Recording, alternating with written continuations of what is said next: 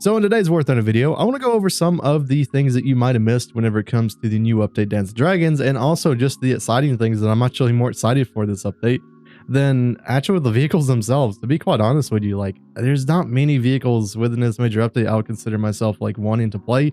I've already spaded the one vehicle that I really wanted to play, which was the T55E1 90mm, and to be quite honest with you, I was like pretty much just missing the stabilizer from the 76 version, because the thing about the T1E1 is that it has a really good reverse speed and it has decent mobility, but with the 90mm and not having a stabilizer, you're not really able to abuse that fact compared to the one that's at a battle rating of 5.3 right here, and this one is 5.7. So 5.7 can see 6.7 up tiers, this one can only see 6.3 up tiers. So to me, it's just a better vehicle overall instead of this thing, but I did still good in it. I don't particularly like it. I'm probably never going to play it again, but it was a pretty good experience. But after we went a little bit of review of the T1E1, I want to go over the top 5 things that I think were actually pretty interesting within this major update, and maybe we'll add a little bit more just depending on how I feel within this video.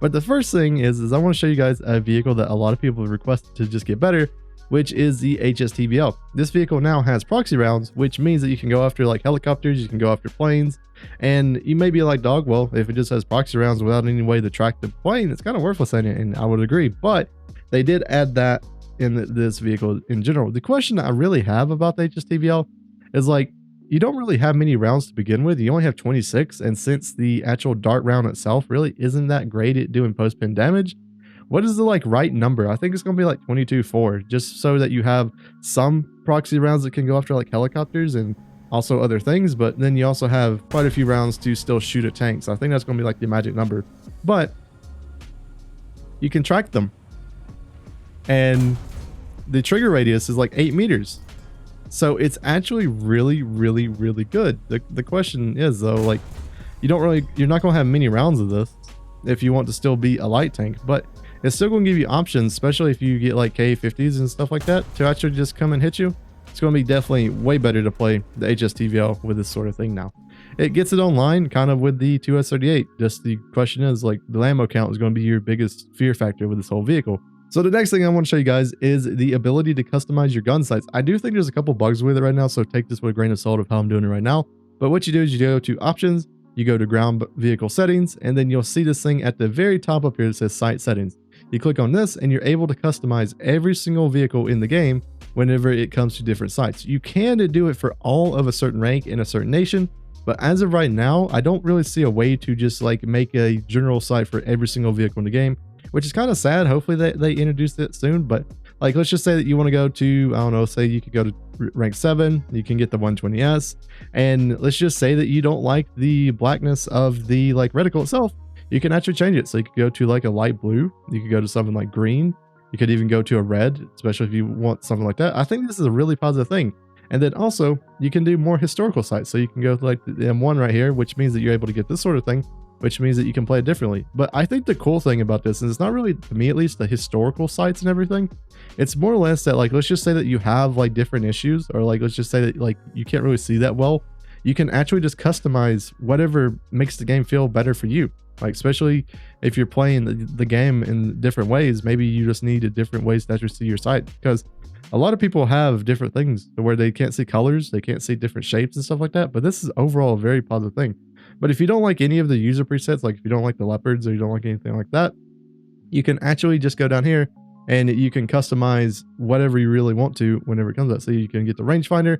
So like, let's say I don't like the rangefinder right there, I can move it over here. Let's say I don't like my shell counter, so I want to move it like right there. So whenever I shoot my rounds, I'm able to see directly where it's at. And then you can also do some backlighting. You can do the thermal view. So like, let's go night vision. So night vision can be changed. Then you can go to thermal view. You can also do the thermal sight to like change it to red or something like that. So I think overall, like, you can change every single little bitty thing about this. So this is really cool. You can even do font. That's really cool. I didn't even notice you could even do font. Like, that is really cool. But overall, this is a huge positive thing. You're able to customize everything to where you want it to be, which I would have never really expected to ever happen in War Thunder. There is no weeb stuff though. Don't ask me about that. I know one of you is going to put that in the comments about, like, can you actually put some weeb anime stuff? No, you can't. It's only like official stuff as of right now. But overall, that's just a really cool thing. So the next cool thing for War Thunder that they added is that they actually added the ability to have a radar altimeter, which means that whenever you're trying to multipath or you're trying to get the multipathing to work with a War Thunder, it's actually going to work now. You're actually going to see how far away you are from the ground, and it's a perfect vehicle right now. We're in the Harrier to show this off. So as you can see right now, it says at the top left, my altitude is 5352. If we go to options and then we go to air battle settings, and then right here where it says indicated altitude, if we change it to barometric and then also radar altimeter or radar altitude, as you can see now, we have a radar altitude underneath our altitude. So as you can see right there, we're still in the multipathing range whenever we're in the red right there. So we're multipathing and then we go up, even though we're still way higher altitude wise, we're actually able to see when multipathing will actually kick off. So right now I'll be able to get hit by a Fox 3. So I think this is overall a really, really cool thing. It means that whenever you're kind of just flying around, you can determine how exactly high you are from the ground, which I think is a setting that pretty much everyone should put on whenever it comes to this new major update. It's going to be a little bit confusing and just getting used to it, but overall it's just a positive thing because you can see exactly where you need to be. Because right here, I'm in multipathing range because of the radar stuff. So I think it's pretty cool. It can see what the trees and everything like that is. You can see like we're going down lower. We can actually see how far away we are from the ground. So overall, this is a really cool thing, and I highly recommend actually putting it on. So the next change is for the M1128 Stryker, which is a change that I never would have seen coming, but it also makes me kind of want to spade and play this vehicle now just because it actually has more gun depression than it's actually led on to believe. As you can see right here, it says that it has -5, but if we go into the test drive, you'll see something that is quite cool whenever it comes to this vehicle. It has hydro now. So it means that you can actually get a little bit more gun depression. See, if we look right here and then we level it back out, look at how much less gun depression we have compared to where my circle's at. Look at this. This is crazy. This is going to actually make this vehicle very good to play. I'm not sure if it goes down to like -10. I would assume so. Maybe like you'd have to like calculate the degrees exactly. But as you can see, this thing means that you can go to hold down in certain places. Like let's just say that you're in this little divot right here. Like it's gonna be kind of hard to just like determine exactly like where you need to put, but let's level ourselves back out and then let's do the key that actually lowers us. See, we can get lowered to the ground now with this thing. This is just so cool. Like I enjoy this thing so much now. Like I really do actually just want to play this thing to just see how this vehicle actually performs. The sad thing is though, while the tech tree version has the hydro, I'm not really sure why it has the hydro, and then the tech or the premium one does it. So this one, whenever I tried it, I mean maybe it was a bug whenever I tried it this morning, so let's like try it once again. But yeah, this one does not have hydro. Like you're not able to move it, so you still have the -5 degrees of gun depression, which means that's all you're ever going to get. So I've never been a huge fan of the Strykers just because of the reload rate is slower than T72s, and then also the fact of that it just doesn't have enough gun depression, so you're always having to like put your turret and almost putting your tank forward. So maybe that'll be actually a good reason to go and actually play this thing, because it should be a lot of fun to play. The next cool thing is for this little goblin of a vehicle, which is the T55E1. It's always had a problem with actually its turning circle just because the wheels didn't turn that good whenever it comes to playing this vehicle.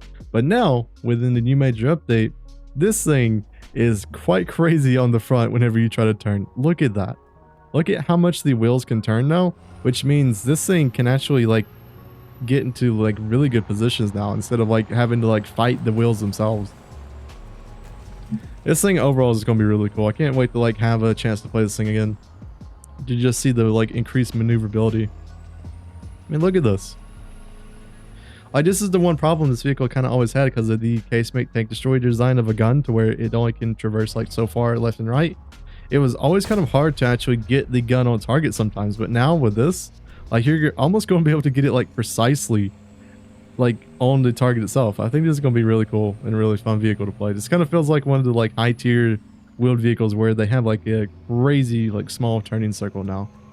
So yeah, this is a cool little feature in the new major update. So next, for all of you helicopter enjoyers and also helicopter haters, there's actually new models whenever it comes to some of the helicopters with a War Thunder whenever it comes to the extra modules.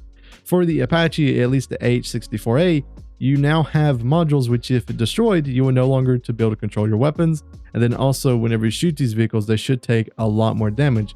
The only problem about this is that they're only on a couple vehicles, as we can see right here. If we go to the H1Z, it does not have that sort of thing. You go to the actual H64D, this also is not having the new modules, so it's only on the A, at least for now. It's probably on this vehicle as well, so it's on all of the A variants of the Apache, And then also if you go over to Russia with the Ki-52, it also has the new module. So if you take this out right there, you're not able to control your weapons, and it should just have a lot of different things whenever it comes to damaging these helicopters now, which means hopefully, and I'm not tested it yet, and it's a big hopeful, that if you shoot these guys with like an APFSDS and they go straight through the front, it actually does damage, and just instead of just saying hit.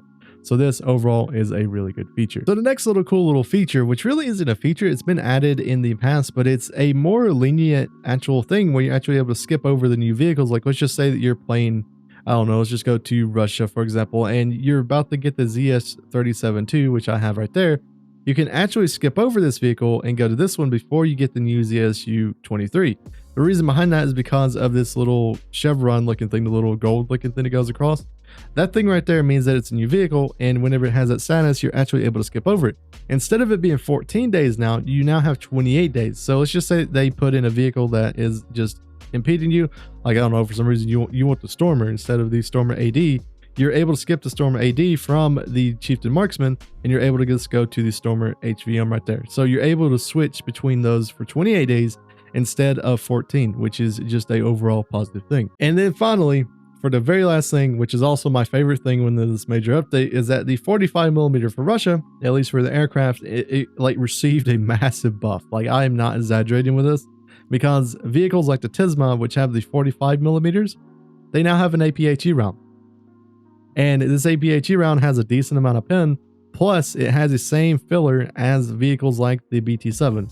So basically what you're doing with this vehicle is that you're shooting a BT-7 round from the air. So 19 grams of filler, and let's go look at the Tizma once again. Whenever it comes to 45, it also has 19 grams of filler. So this means that this vehicle is pretty insane, and it's another reason of why we need separate battle ratings for ground forces, especially the lower tiers, because you have vehicles which are just crazy. Now, I do understand most of the 45mm cannon vehicles you will find within the Russian tech tree, at least the better ones, are going to be premium, like the Tizma or the SU-8. But if you're a free-to-play player, you have some options. You do have the Yak-9K, which means that you have a 45 in the nose. It also gets the APHE. And then you can have vehicles like the Yak-9UT, which is a battle rating 5.7, which also has the 45mm belt for ground forces, which is APHE. If you want to see some gameplay, I've shown it right now whenever it comes to that, and it is quite insane. Like, here's my big thing about it is that if you want to take out vehicles from Russia, you need to have vehicles which do not fuse APHE. Like, that is the big thing that you need to do with this. So like vehicles like the Oswin or the Warblewind are some of the worst to face Tizmons and everything right now, just because they're able to fuse APHE. So I would honestly have this vehicle right here in my lineup, just in case there's a lot of Tizmons or just 45mm cannons rushing around, because the Tizma can shoot you from like maybe 3 to 4 kilometers away and still pin you in like the Oswin or something. But in that vehicle, you shouldn't actually fuse some of the APHE rounds if it doesn't hit correctly. So it should be a little bit better. But yeah, that's my favorite thing from this like major update. It is definitely something that needs to be fixed very soon, or it's going to be very annoying, because well, the Tizma, for example, has 100 rounds of 45mm, two cannons of it. So yeah, see, the 2 cannons are right there. So that means if you're very efficient with this vehicle, the possibility is that you can get 50 kills with one flyout of this plane. And I've even had games so far of where I'm getting 5 to 6 to 7 to 8 to 9 kills in the air from this thing, just depending on how contested the airspace is. So this thing is insane. I can't wait to see if Gaijin actually moves this thing up like very soon. But overall, that's the major things from this major update that I think is really cool to see. Hope everyone has a wonderful day, and I'll see you guys in the next War Thunder video.